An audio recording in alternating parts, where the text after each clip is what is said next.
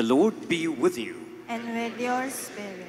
A reading from the Holy Gospel according to Matthew. Glory to you, O Lord. When Jesus was born in Bethlehem of Judea, in the days of King Herod, behold, Magi from the east arrived in Jerusalem, saying, "Where is the newborn King of the Jews? We saw his star at its rising, and have come to do him homage." When King Herod heard this, he was greatly troubled, and all Jerusalem with him.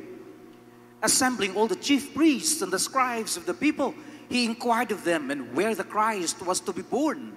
They said to him, "In Bethlehem of Judea. For thus it has been written through the prophet, and you, Bethlehem, land of Judah, are by no means least among the rulers of Judah, since from you shall come a ruler who is to shepherd my people Israel." Then Herod called the Magi secretly, and ascertained from them the time of the star's appearance. He sent them to Bethlehem and said, "Go and search diligently for the child. When you have found him, bring me word, that I too may go and do him homage." After their audience with the king, they set out, and behold, the star that they had seen at its rising preceded them, until it came and stopped over the place where the child was. They were overjoyed at seeing the star, and on entering the house, they saw the child with Mary, his mother.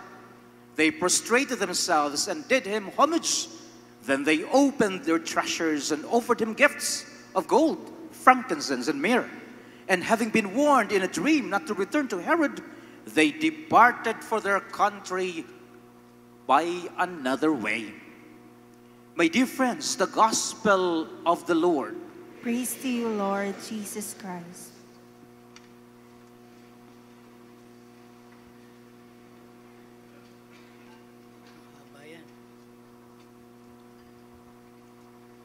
Bawat pamilya ay sisidlan ng napakaraming alaala. Every family is a container of many stories. Every family is a vessel of many stories. That's why you can only imagine how many families are here, containers and vessels of many experiences. Napakaraming pamilyang naririto, napakaraming alaala, napakaraming sisidlan ng kwento. Ang bawat pamilya ay tinahi, hinabi, ng 1,000 sinulid ng pagpapatawad, 1,000 sinulid ng pag-ibig, 1,000 sinulid ng pangunawa, 1,000 sinulid ng dalamhati, 1,000 sinulid ng kwento. Every family is a thread, 1,000 threads of love, forgiveness, understanding, hardships, struggles. God in the heavens must be smiling today, looking at you gathered here. What a beautiful way to start a new year. To be gathered by God and to realize that you are always being held by God.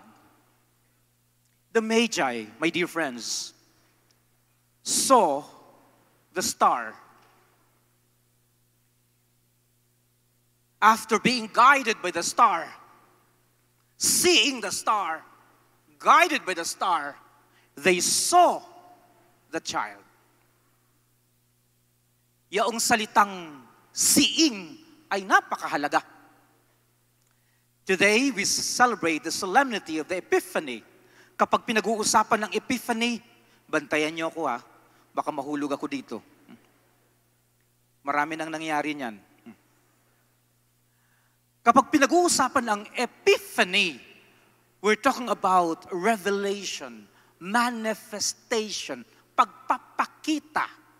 At ito'y pagdiriwang na sapagkat ipinakita ng mahal na ina ang kanyang anak na siyang tagapagligtas ng sanglibutan. Manifestation, ipinakita. Revelation, ipinakita. There is another term, unveiling. Inalis yung lambong, yung belo, para makita, maihayag ang Panginoong Jesus. So, unveiling, revelation, manifestation. For them to see the Lord manifested Himself, revealed Himself. Ito yung kapistahan ngayon. And therefore, walang saysayong manifestation or revelation without seeing. Walang saysayaong pagpapakita kung hindi nakikita. Kaya mahalaga na paulit-ulit na sinabi sa ating mabuting balita, nakita. Nakita ng 3 hari. Nakita nila yaong tala at nakita yaong Panginoon. Mahalaga yung nakita. Ang sabi nila, our goal for this year is to have a 20/20 eyesight. Our goal for this year, 2020, is to have a 20/20 eyesight. Isang malinaw na paningin. Seeing is very important. And in marriage, seeing is very important. Napakahalaga yung maayos na paningin at pagtingin. Kapag sinabi ng isang anak sa kanyang magulang, "Ma, bigyan mo po ako ng pera. Gusto kong bumili ng bagong cellphone. Yung kaklase ko kasi mayroong bagong cellphone. Bigyan mo ako ng pang Starbucks. Bigyan mo ako ng ano. Bigyan mo ako ng..." Minsan napapaisip ka at sinasabi mo, ganito bang tingin sa akin ng aking mga anak? Seeing is very important. Seeing is very important. Kapag sinabi ng isang asawa, "Penge naman ng ganito, penge ng ganyan, ibili mo ako ng ganyan, penge ng ganito." Sasabihin ng isang asawa, ganito bang tingin sa akin ng aking asawa? Pag sabi ng asawa, "Ipagluto mo nga ako ng ganito, yung huwag masyadong maalat, yung huwag masyadong ganito, yung huwag masyadong malapot, yung masyadong maasim, yung masyadong..." Pagkatapos mo akong ipagluto, "Gawin mo nga ito, tulungan mo ako ng ganito." Sasabihin ng isang asawa, ganito bang tingin sa akin ng asawa? Kapag nag-aasawa ka, dala-dala mo yung napakarami mga hangarin. Thousands of desires. So na-imagine mo, isang napakalaking milagro, grasya, na magkasama ang dalawa na parehong may bitbit ng napakaraming hangarin. Kaya lang minsan, tinitingnan mo ang isang tao base doon sa sarili mong hangarin at mga pandama. You see, sometimes a loved one through your own desires. Kaya minsan hindi nagiging matahimik. Kasi hindi mo siya nakikita kung sino siya. Mahuhulog na ba ako? Hindi mo siya nakikita kung sino siya. Nakikita mo ang isang tao ayon doon sa sarili mong hangarin, mga pandama, at sariling mga kagustuhan. Pero hindi siya. Hindi kung sino siya. Kaya nga minsan, usal ng isang asawa, sana makita ko ng mga anak ko kung sino ako. Sana malaman at makita ng mga anak ko kung sino ako. Sana makita ng asawa ko kung sino talaga ako. You long for it. You want to be seen by who you are. Not because of what you can give. Not because of what you can provide. Not because of what you can offer. Not because of what you can do to your own family. But who you are as a person. You want to be seen. There is a deep longing to be seen for who you are. Ganito po yun. Para mas sigit nating maunawaan. Huwag niyo kong i-video. Sabi ko kanina, manifestation, revelation, and unveiling. Inaalis yung yaong belo, yaong lambong, yaong takip upang higit na makita. Inihahayag ang sarili. And that is beautiful in the spirituality of a family, in marriage. Yaong inaalis, yaong belo na nagtatakip. Pag halimbawa, ang mag-asawa ay bagong kasal, yaong antas ng pag-ibig ay mas higit na pinapalalim. Higit na pinapalalim. Hindi sapat yung pag-ibig ng bagong kasal, hindi. O yung ligawan. In your journey of faith, lalong pinapalalim. Kasi merong pang bawat isa, merong pang lambong. Ganito. Halimbawa, yung asawa mo at ikaw, merong ganito. Merong ganyan. So nagsasama kayo, pareho kayong may lambong. Nakakatakot. Huwag niyo pong i-video. Ano po? Kasi pag pinost niyo ito sa Facebook, hahamakin na naman ang simbahan. Pag pinost niyo ito sa Facebook, ibabash ako. Hindi naman nila alam yung konteksto ng pinag-uusapan natin. You understand? Even if we're talking about spirituality, they wouldn't mind that. They wouldn't care. They will just criticize the church. Kawawa naman ako, kawawa ang simbahan, kawawa kayo. Ulitin natin. Alam nyo, kayo, nanginginig na sana yung cellphone nyo eh. Ulitin natin yung nakakatakot na pangitain. Oh! Magkasama kayo sa iisang bubong. Pero para bagang you are veiled. Veiled. May suot-suot kayong belo. Kapag suot nyo ang belo, nakikita nyo ang asawa nyo. Partially. Hindi ako galit. I'm just emphasizing a point. Ano po? Ang sabi ko po, partially. Kasi nakikita ko kayo. Pero hindi ko lubos na nakikita ang kagandahan nyo. Partially. So, nabubuhay kayo bilang mag-asawa, paikot-ikot kayo, ha? Nag-honeymoon kayo. 5 ang anak, 10 ang anak, 25 ang anak. Nakita ko sa TV yung 24 ang anak. Doon sa judgmental. At sabi ng nanay, opo, at 7 po dyan. 7 ba yun? 9, 8, 6. Ako ang nagpanganak. Sarili niya mismo. Siya mismo nagpanak. Galing. Partially. Do you understand? Ang asawa, may sariling belo. Ano itong belong ito? The veil of the senses. Yung sarili nating pandama. Yung sarili nating hangarin. Yung kagustuhan natin. Yung gusto nating marinig. We are veiled. Kaya nga ang mag-asawa, laging laging minsan nagkakaroon ng hindi pagkakaunawaan.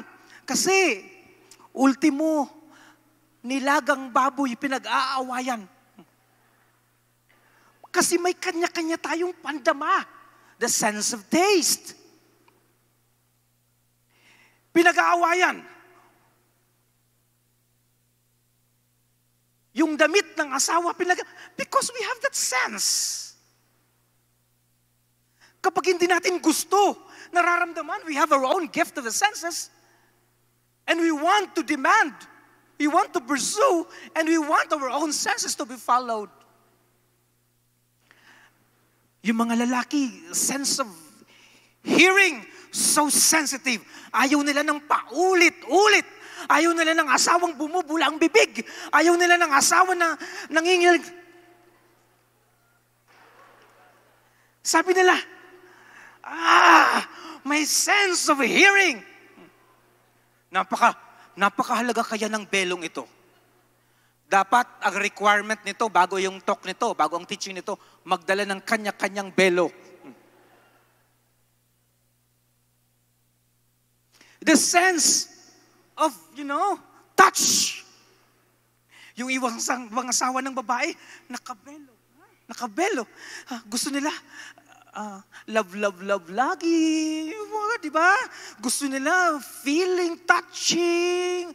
Hindi man lang ako, Father, niyayakap ng asawa ko, niyayakap pa nung manok, niyayakap yung aso, niyayakap si kuting.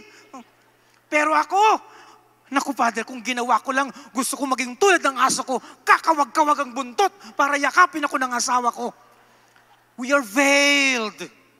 It is important also. So imagine, two people living together, veiled by their own senses. May kanya-kanyang mga pandama.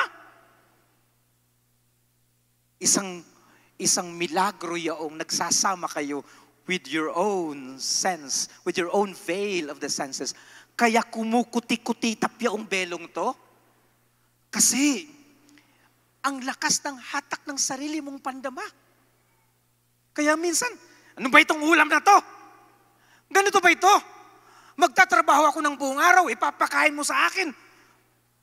Tilapyang duling.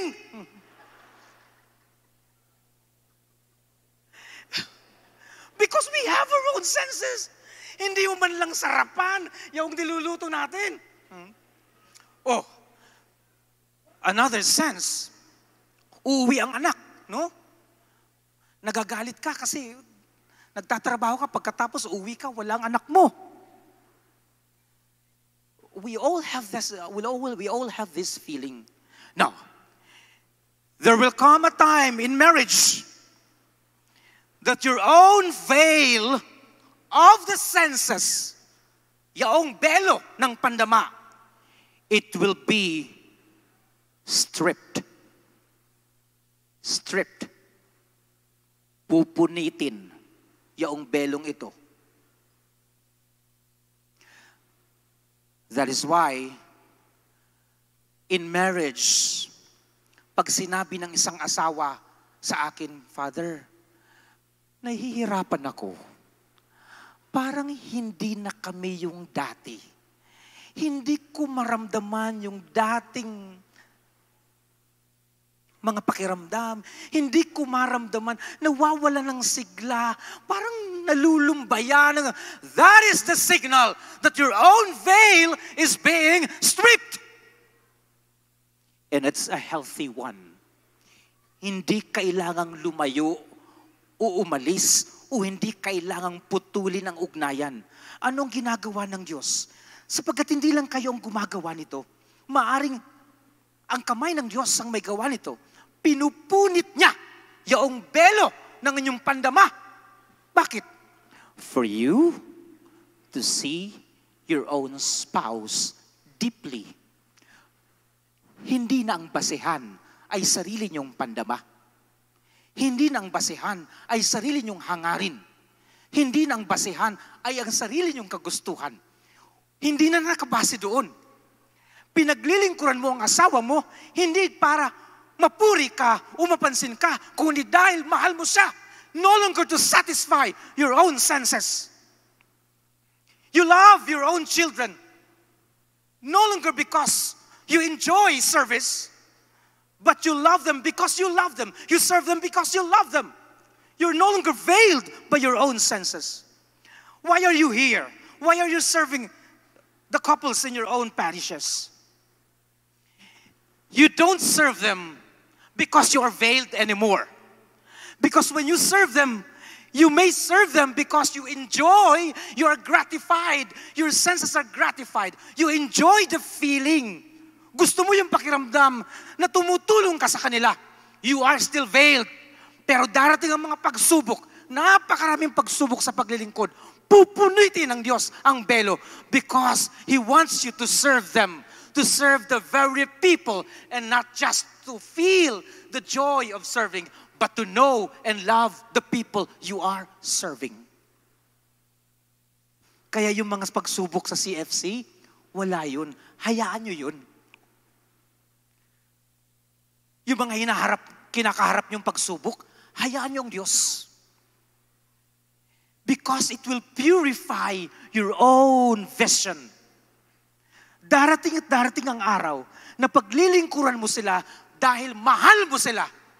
Hindi dahil sa nasasarapan ka sa pakiramdam ng paglilingkod para sa kanila. Kasi, if you are serving your brothers and sisters veiled, if you are serving them veiled, do you understand? If you are serving them veiled by your own senses, hindi ka lang mapansin, bibigay ka na. Kasi hindi mo nararamdaman. Pag dumating ang panahon that you will not be recognized by them, aayaw ka na because of your own veil of the senses. Hindi ka lang mapuri, aayaw ka na. Hindi ka lang mapasalamatan, aayaw ka na. Hindi ka lang ma-inform because of misunderstanding, aayaw ka na. Napakabilis umayaw ng isang lingkod if he's veiled by his own senses. It's easy for him to give up his own leadership, to raise his hands and quit. There will be many circumstances, events. There are many circumstances and events in your own family and in your own marriage na pinupunit yaong belo ng mga pandamang ito. Ang tawag ng isang mystic dito ay the dark night of the senses. Particularly, Saint John of the Cross. At sinasabi ni Saint John of the Cross, lahat tayo dumadaan dito. Kayong mag-asawa, you have underwent dark night of the senses many times. In our own faith, parang ganito, binubuksan mo yung Biblia. Dati naman, nagkakaroon ka ng napakaraming insights kapag nagbabasa ka at kapag nagdarasal ka. Pero ngayon, kapag binubuksan mo ang Biblia o kaya nagdarasal ka, wala kang maramdamang consolation. And so you give up. Do not give up. Never give up. Just continue in faith. Talagang inaalis ng Diyos yung consolation. And that is a fact. Aalisin ng Diyos ang consolation sa buhay mo in your own spiritual life for Him to test your own love. Para mahalin mo siya, no longer basing on the consolation that you are experiencing. In the same way, in marriage, it is very true. Inaalis ng Diyos. Inaalis ng Diyos. Hello? Pakinggan niyo po, ano po? Yung mga consolations sa buhay niyong mag-asawa, inaalis ng Diyos to test your love. Yung mga spiritual delights in your own prayer, inaalis ng Diyos for you to have a deeper love. So sometimes, nagdarasal ka, hindi dahil sa gusto mo yung pakiramdam ng magdasal. Pero, nagdarasal ka kasi mahal mo yaong inaalayan mo ng dasal. It doesn't matter if you have the consolation or not. Kaya sabi ni Santa Teresa, our God is a God of desolation and consolation. Ano man yaong pakiramdam, mahal mo ang Diyos, yaon ang mahalaga. Now, in marriage, the same thing happens. There were many desolations. For the past year, there were desolations. There were consolations. There were desolations. Nung nakaraang taon, ang daming desolation. Pero meron din mga consolation. There were family disagreements. Ang problema, tinitingnan natin yung family disagreements as family disagreements. Hindi natin tinitingnan yun as bahagi ng pagpupunit ng Diyos ng ating mga belo upang higit nating makita ang bawat isa. Pagpupunit ng belo upang higit nating maunawaan ang bawat isa. We just look at it as family disagreement. No. In the midst of family disagreements, find God in it. In the midst of marital conflicts, find God in it. Kasi parang bang tinitingnan natin, ang daming nangyari nung nakaraang taon. Pero nasaan ang Diyos dun sa maraming pangyayaring yaon. It is not a matter of the quantity of experiences. It is the matter of finding God in our own experiences. If you, my dear couples, stop seeing God in your own experiences, then you will just have lots and lots of experiences in your family, but you don't have the eyes to see God in them. Allow God. Kasi minsan napakahirap man. Look, sometimes, bahagi ng pagpupunit ng Diyos ay yaong comfort. Nadidisturb yaong financial stability. Nawawalan ka ng trabaho, nagkakaproblema sa trabaho, nawawala yung comfort, nawawala yung lifestyle, nawawala yung dati-dating security natin sa buhay. It is a difficult stripping of the veil. But when you look at it deeply, you find the richness of God and the richness of your own relationship. And you value more your own family rather than just the material blessings. Kailangan yaong pagpupunit. Mahalaga yaong stripping of the veil. Otherwise,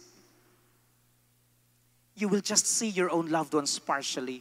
My dear youngsters who are here, if you are always veiled by your own senses, you will not just see your own parents, you will just see your own parents as mere providers for your own comfort, for your own lifestyle, for your own needs and wants. Pero, kapag tinitingnan mo, hinahayaan mo ang Diyos na alisin yung belong yaon, makikita mo na ang magulang mo din ay nahihirapan, nalulungkot. You become so sensitive to the feelings of your parents. But if you are veiled, you will never be sensitive to their own feelings, to who they are as persons, not just providers for your own comfort. The first veil is the veil of the senses. And it's a long story. Kayong mga mag-asawa, meron kayong kanya-kanyang sariling kwento kung paano pinupunit ng Diyos at hinahayaan ng Diyos na punitin itong belo ng mga pandamang ito. Madami-daming mga awayan. Madami-daming hindi pagkakaunawan. And your marriage has been threatened because we don't want this veil to be stripped. We want to secure this veil. For the past years in your own marriage, nakikita mo na ba ng malinawan? Nakikita mo na ba ng mas malinaw kung sino ang iyong asawa? Nakikita mo na ba ng mas malinaw? Do you have the spiritual eyesight to see your own spouse? Do you see him now as a person? Do you see him as a person manifesting the love of God? My dear youngsters, do you see your parents for who they are? Or do you see them as just providers for your own needs? The first veil, the veil of the senses. What will strip the veil? The dark night of the senses. Bakit dark night of the senses? Kasi parang kapag inalis sa iyo, alam mo yung bata na pinapadede ng nanay, kapag inaalis niya, gusto niya mag-ano na lang, iwiwin niya yung baby. Nag-uumiyak yung baby. Kasi nakasanayan niya yung comfort. Ganun ang ginagawa ng Diyos. Inaalis sa atin yung mga nakasanayan natin kahit parang mahirap, kahit parang gabi. Ilang beses bang sinubok yaong pamilya nyo? Para dalisayin ng Diyos yung mga bagay na hindi naman kailangan upang makita nyo ang bawat isa at makita nyo siya ng mas dalisay. Lahat ay sinusubukan. Allow the dark night of the senses to strip you of the veil of the senses. Otherwise, magmamatigas lang tayo. Hindi ko gusto yan. Magmamatigas lang ang bawat isa. Ayoko niyan. Without even, understanding the reason why. Itong veil of the senses, napakahirap. Kailangan ng grasya ng Panginoon. The second veil is very important. The veil of the Spirit. The veil of the Spirit is very important. What will strip the veil of the Spirit? The dark night of the Spirit. So, ito ang paniniwala ko sa Diyos. Ang veil of the Spirit po, mga kapatid, ay merong tatlo. The intellect, the memory, and the will. Intellect. Pinupunit ng Diyos yaon. Sapagkat ang mag-asawa, kapag hindi niya na naunawaan, ayon doon sa kanyang sariling pamamaraan ng pangunawa, give up na. Ang isang asawa maaari na gusto niyang unawain ang kanyang mga anak, ang kanyang asawa, ayon sa kanyang limitadong sariling kaalaman. No. Susubukan ng Diyos yaon. Dadalisayin ng Diyos yung iyong pangunawa. Dadalhin ka doon sa mga pagkakataon na hindi mo talaga maunawaan. Why? Kasi dadalhin ka ng Diyos mula sa iyong sariling pangunawa patungo sa isang malalim na pananalig from your own intellect into faith. And this is important as a family. You know, buong pamilya, dinadalisay ng Diyos dito. Do not just rely on your own understanding. Binibigyan tayo ng Diyos ng mga pagsubok para dalhin tayo sa mas malalim na pananampalataya at hindi lamang doon sa sarili nating pangunawa. Kaya kapag dumating sa panahon na sinusubukan yung mga bagay sa inyong pamilya at hindi nyo ito maunawaan, doon mas lalo kayong kumapit. Kasi dadaling ka na yun ng Diyos doon sa malalim na pananalig na hindi nyo man maunawaan ng lubusan. Siya ang magdadala sa iyo at magbubuklod sa iyo ng kanyang pag-ibig. From intellect to faith.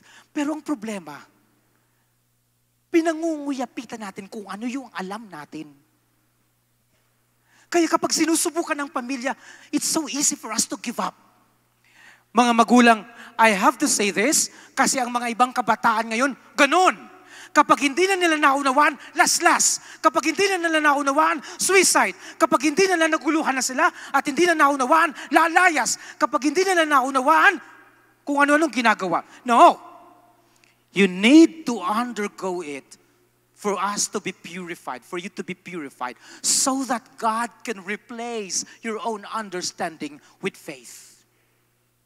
Kaya ang isang pamilya ay kailangan magkaroon ng malalim na pananampalataya kung bibitawan yung sariling pangunawa. Hindi lahat mauunawaan. But you see, sariling pangunawa, the intellect, the memory, and the will.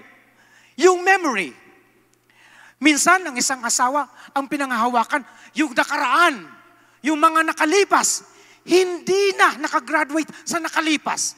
Hindi na naka-move on doon sa mga nakaraan. Pinangunguyapitan yung nangyayari sa nakaraan. But God will strip that veil so that you can be given hope. Ang sinasabi pag nag-uusap kayo, bitawan mo na yaon. Bitawan mo na yung nangyaring yaon na hindi maganda. Panghawakan natin yung pag-asa ng Diyos. Kasi kung wala yun, nandoon pa rin yung sarili mong pangunawa at nandoon yung sarili mong nakaraan. You're just relying on your own memory's capacity to hold on to the past, which is wrong. God will purify your memory so that you can be given hope. Dalawa na yun. From intellect into faith. From memory into hope. Meron pang isa. The will. Yung will ay kakayahan. Sarili mong pamamaraan ng pag-ibig. Sarili mong kakayahan na umibig. Pamamaraan mo yaon. At minsan, dadalisayin ng Diyos ang sarili mong pamamaraan upang magmahal ka ng tulad ng pagmamahal niya. From your own will to real love or charity. So nito, the three theological virtues. The veil of the Spirit in marriage will be stripped by the dark night of the Spirit. Kaya ang mga mag-asawa ay nagkakaroon ng karanasan ng dark night of the Spirit. Sasabihin ng mag-asawa, brother, lalapitan kayo ng mga mag-asawa at sasabihin sa inyo, brother, sister, hihingi po kami ng tulong. Kasi ito pong nangyayari sa aming mag-asawa, hindi po namin nauunawaan na. Napakagandang indication yan. Hindi sinisira yung mag-asawa. Dinadala sa mas malalim na level ng ugnayan. Kaya sasabihin nyo na, just be faithful. Just hold on. Just keep your own faith. Talagang minsan dumadaan ang mga mag-asawa sa pagsubok na hindi nila nauunawaan kasi nga dinadala sila sa malalim na pananalig. Darating yung mag-asawa sa inyo, hihingi ng tulong because they are experiencing the dark night of faith, the dark night of the Spirit. Allow them and just guide them. Yaon yung mga panahon na talagang kailangan mong antabayan yaong mga mag-asawa. Sapagkat hindi madali yaong nakakaranas ng dark night of the Spirit. Kasi, the intellect into faith, the memory into hope, and the will into real love. Talagang dadalisayin yung pag-ibig. Talagang dadalisayin yaong alaala. At talagang dadalisayin yaong pangunawa.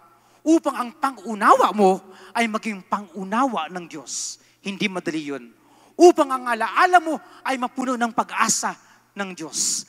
At upang ang pag-ibig mo ay maging ayon at tugma sa pag-ibig ng Diyos. Hindi na lamang basta sa ayon sa pag-unawa mo, pag-ibig mo, at dahil sa alaala mo. Now, look, my dear brothers and sisters, if you have the dark night, if you have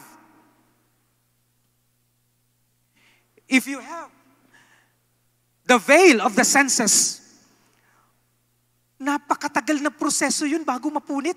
Kasi pinangunguyapitan natin yung gusto natin. Kaya mga mag-asawa minsan, nagpapatigasan. Walang punitan ng belo. Walang basagan ng trip. Wala kong pakialam sa'yo at wala kong pakialam sa anak ko. Gusto kong makita kung sino ka ayon sa paningin ko.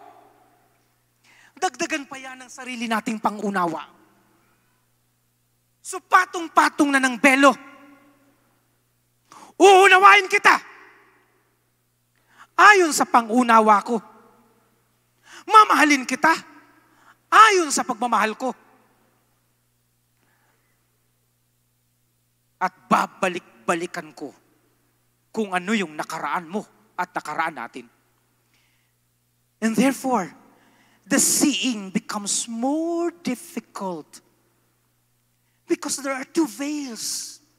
The veil of the senses and the veil of the Spirit. And we want, pinangunguyapitan natin to. We don't want our own life to be purified. Hindi. And therefore we see Him. We do not see our own spouse for who she is or for who he is. Because we are veiled by our own senses and spirit. Kaya minsan hindi lumalago. When we grow in faith, all these are being stripped. Kaya parang nakikita mo ng mas malinaw kung sino ang kasama mo at mahal mo. There is the last veil. Ang tawag sa last veil na ito ay the veil of natural life. Tatlo yung belo ng buhay ng pananampalataya. The last veil must be stripped.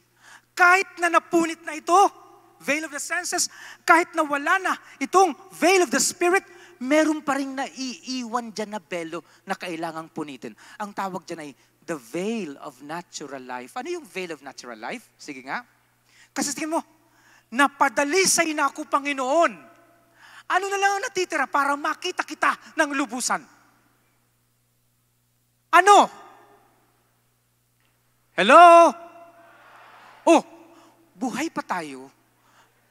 Pero kahit na duman tayo sa napakaraming pagsubok at napadalisay tayo na punit itong veil of the senses and veil of the spirit, meron pang isang belong naiiwan na mahalagang mahalaga. Ang tawag doon ay the veil of natural life. Ano yun? Yung buhay natin. Sabi, how do you define beatific vision? It's coming face to face with God. Ibig sabihin, ngayon, hindi pa natin nakikita ng lubusan ng Panginoon. Kahit pa nagdarasal tayo as couples for Christ, kahit pa nag-a-attend tayo ng mga kung ano-ano, at kahit pa sinabi ko na dalisayin ng bawat isa, pag-ibig ng bawat isa, pangunawa ng bawat isa, we are still here.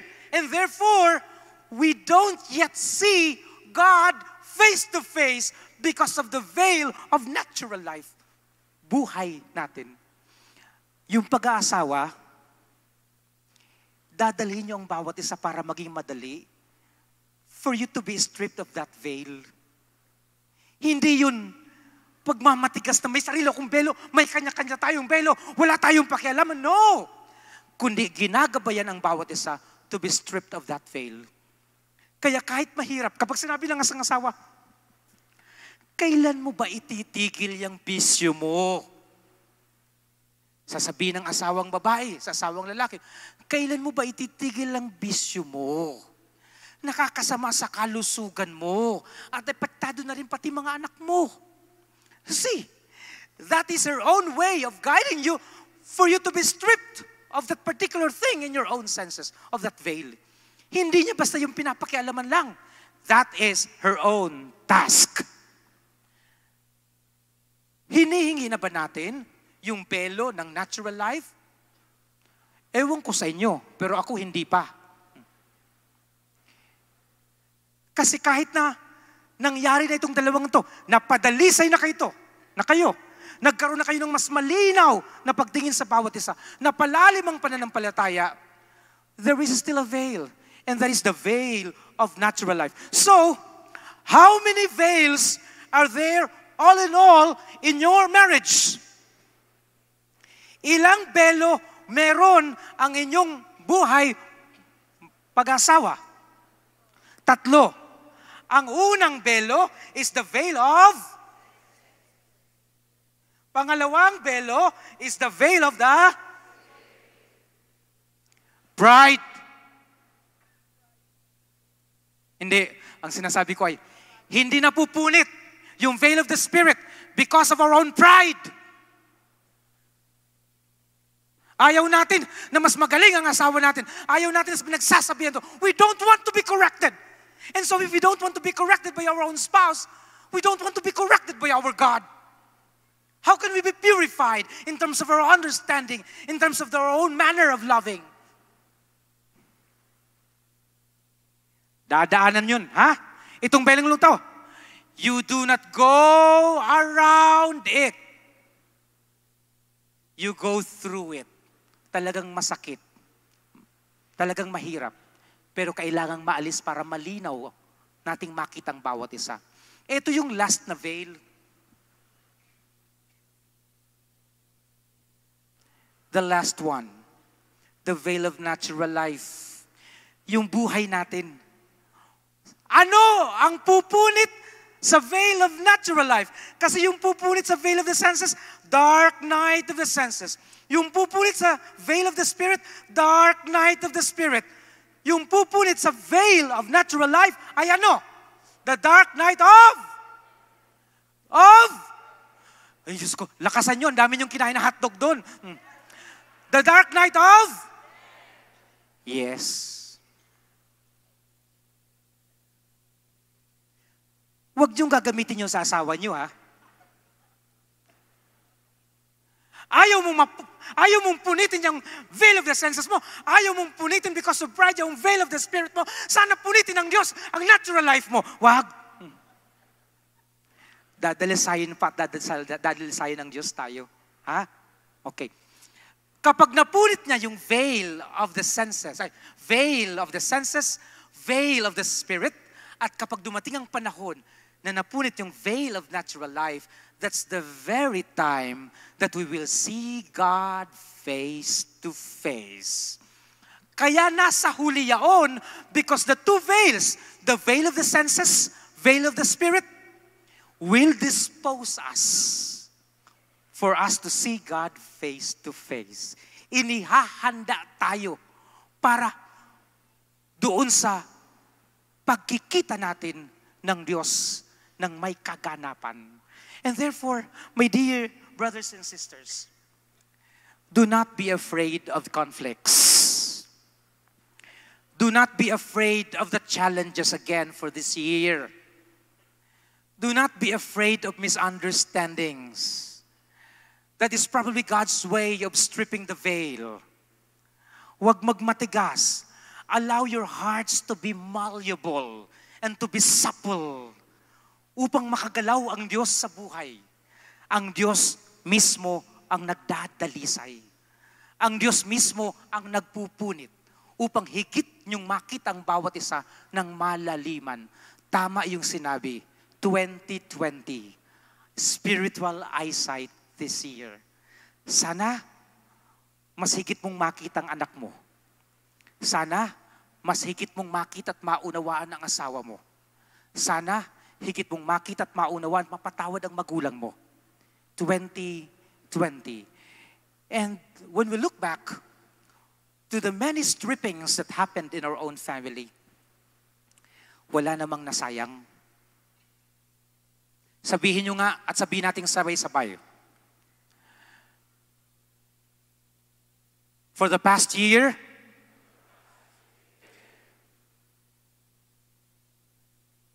walang nasayang na sakripisyo. Walang nasayang na panalangin. Walang nasayang na luha. There were no wasted sacrifices.